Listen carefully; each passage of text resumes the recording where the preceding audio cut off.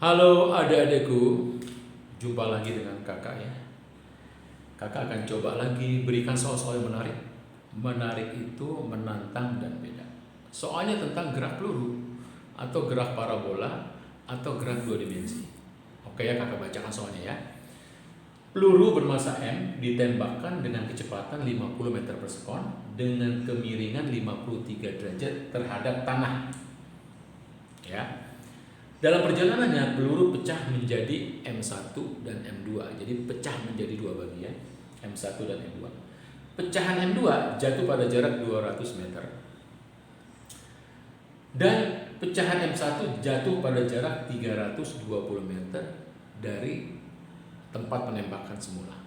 Pertanyaannya adalah, tentukan perbandingan M1 banding M2. Oke ya. Yuk kita lihat teorinya begini. Gerak parabola, kita geser dulu deh, ya. Gerak parabola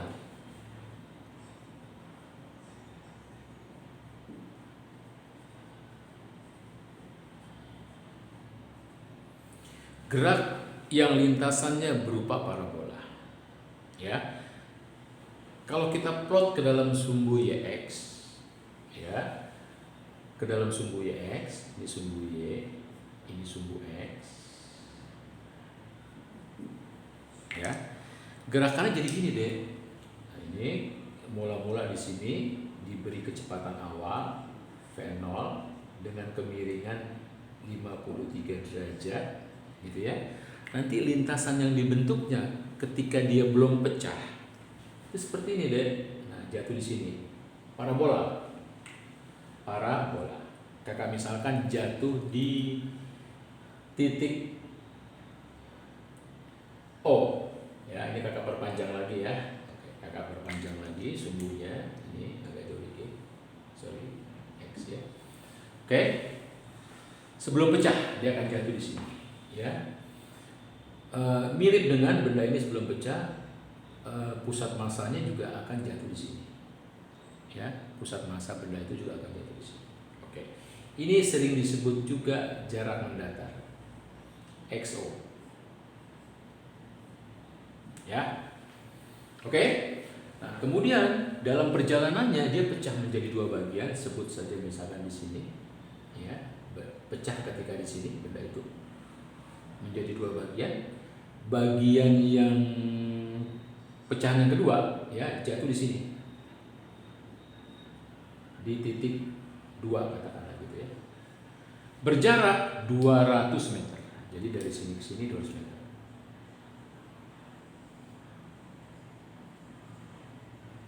Nah, pecahan yang pertama jatuh lebih jauh lagi.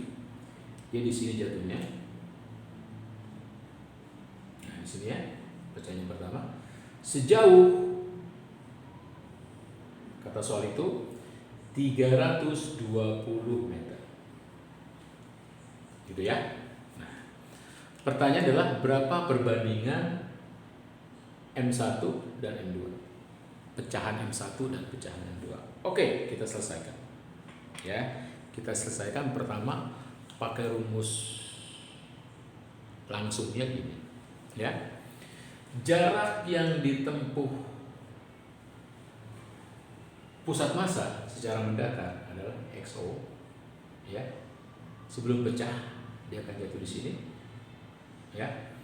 Adalah benda 1 kali X1 ditambah benda 2 kali X2 per M1 ditambah M2. Oke, kita pakai rumus ini. Ya, kita pakai rumus ini. Oke, nah tugas berikutnya adalah mencari XO, jarak mendatar yang ditempuh oleh pusat massa atau jarak mendatar yang ditempuh sebelum pecah. Pakai apa? Pakai rumus GLB. Kok pakai rumus GLB? Ya, karena yang namanya gerak dua dimensi itu gabungan antara gerak GLB di sumbu X-nya dan gerak GLBB pada sumbu Y-nya. Artinya kita bisa bilang, setiap pertanyaan yang serba vertikal boleh kita cari pakai rumus GLBB. Setiap pertanyaan yang berkaitan sama yang mendatar sumbu X boleh kita cari pakai GLB. Oke, kalau begitu untuk mencari jarak mendatar XO ya kita pakai GLB. XO sama dengan rumus GLB adalah kecepatan dikali waktu. Nah, kecepatannya adalah kecepatan awal ini deh. VO yang kita uraikan terhadap sumbu X adalah V0 cos. Nah, VO yang kita uraikan terhadap sumbu Y adalah V0 sin alfa. Inilah kecepatan awal masing-masing arah sumbu X. Inilah kecepatan awal arah sumbu X. Nah, kita pakai ini karena yang mendatar. Jadi kita ambil serba mendatar V0 cos alfa kali T. Oke, kita lihat dulu apakah muat. Oke, masih muat. Ya. XO bisa kita cari setelah kita masukkan VO-nya 50. Cos 53 itu adalah 3/5. Nah, berikutnya kita cari T-nya berapa. Ya. Kalau T-nya dapat, kita tinggal masukin. XO-nya dapat. Kalau XO-nya dapat, maka perbandingan M1 sama M2 sudah bisa kita cari. Maka tugas berikut adalah mencari T lewat rumus GLBB. Karena kita nggak mungkin pakai GLB lagi untuk mencari T. Ya, gimana rumus GLBB mencari T? Kita ambil dari ketinggian aja, H, ketinggian yang dicapai, arah sumbu Y, kecepatan awal mula V0 sin alfa kali T min setengah GT kuadrat. Itu rumus GLBB untuk mencari ketinggian. Nah, karena benda kembali lagi ke titik nol, mencapai tanah lagi, dari tanah ke tanah, maka H-nya kita bisa bikin nol. Ketinggiannya nol karena kembali lagi ke tanah.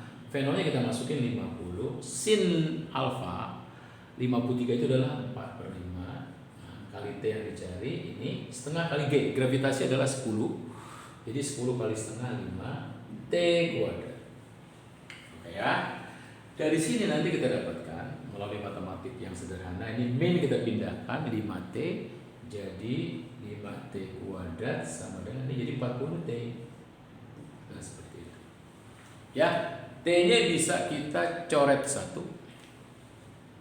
Habis sehingga yang tersisa adalah 5T sama dengan 40. 5T sama dengan 40. Sehingga T-nya berapa? T-nya adalah 8 detik. Oke, berarti waktu yang dibutuhkan dari sini ke sini, dari 0 ke 0 lagi, dari tanah ke tanah lagi adalah 8 detik. Nah, berarti kita dapatkan ya 8 detik ya. Sehingga XO-nya bisa kita cari. Oke, kita geser dulu deh. Oke, kita geser. Sehingga XO-nya kita bisa cari.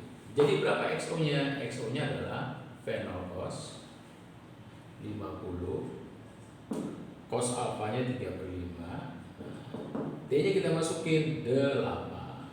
Oke, kita hitung-hitung sama dengan dapatnya 240 meter. Yes. Dengan demikian XO-nya kita dapatkan 240, sehingga kalau kita masukkan ke rumus ini dapatlah perbandingan yang diminta soal. Oke, yuk jadi kita masukkan rumus ini aja deh ya. Oke, kelihatan ya. XO-nya kita masukkan 240 sama dengan M1-nya kita masukin M1, sementara X1-nya kita masukkan, X1-nya itu adalah 320. Ya, X1-nya 320. Kita masukkan 320 ditambah M2. X2-nya kita masukkan seperti di soal itu adalah 200. Ini kita bagi dengan apa? Dengan M1 tambah M2. Kita bagi dengan M1 ditambah M2. Oke, itulah ya sedikit akan mendekati hasil yang sebenarnya. Yuk, langkah berikutnya apa sih? Kita sederhanakan aja hitungannya. Ini boleh kita coret. Habis. Selanjutnya, biar lebih sederhana lagi, kita bagi 4. Ya, kita bagi 4 ini jadi 6. Kita bagi 4 menjadi 8. Kita bagi 4 nih jadi 5. Sehingga selanjutnya ini semuanya kita naikin. Kita naikin ke atas jadi 6, buka kurung M1 ditambah M2 sama dengan 8M1 ditambah 5M2. Oke, kita lihat dulu apakah masih terlihat oleh kamera. Oke, masih terlihat. Ya, kita buka.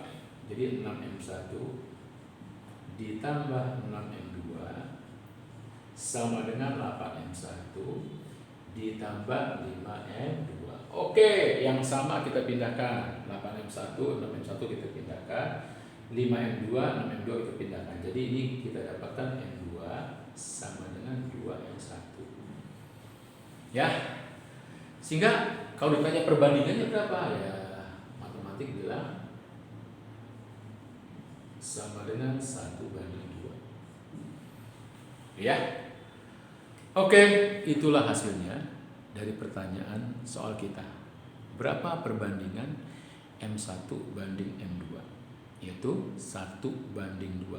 Kalau ditanya lagi misalkan dilanjutkan, M1-nya berapa M? M1-nya adalah M1-nya berapa M? M1-nya adalah 1 banding 1 tambah 2 3.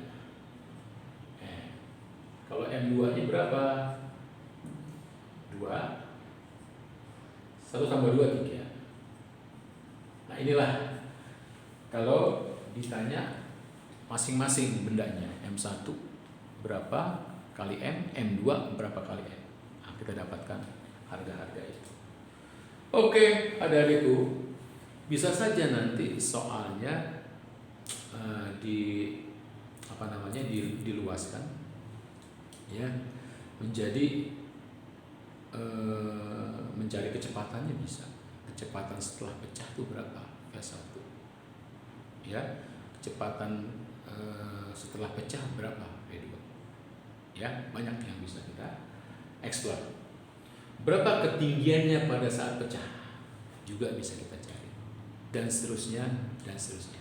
Asalkan apa? Asalkan kamu kuasai rumusan tentang gerak parabola. Ya, jangan dibikin sulit adik-adik untuk menyelesaikan soal-soal parabola. Karena prinsipnya begini, kamu harus tahu gerak parabola itu terdiri dari gerak apa saja. Itu kamu kuasain rumusnya. Ya, terdiri dari GLB, kuasain rumus GLB. Terdiri dari gerak GLBB, kuasain rumus GLBB. Setelah itu apa? Tinggal digabung saja, dikombine. Ya, oke, itulah soal tentang gerak parabola yang boleh juga disebut gerak peluru, boleh juga disebut gerak 2 dimensi. Oke, adik-adikku, semoga bermanfaat. Sampai ketemu lagi. Bye.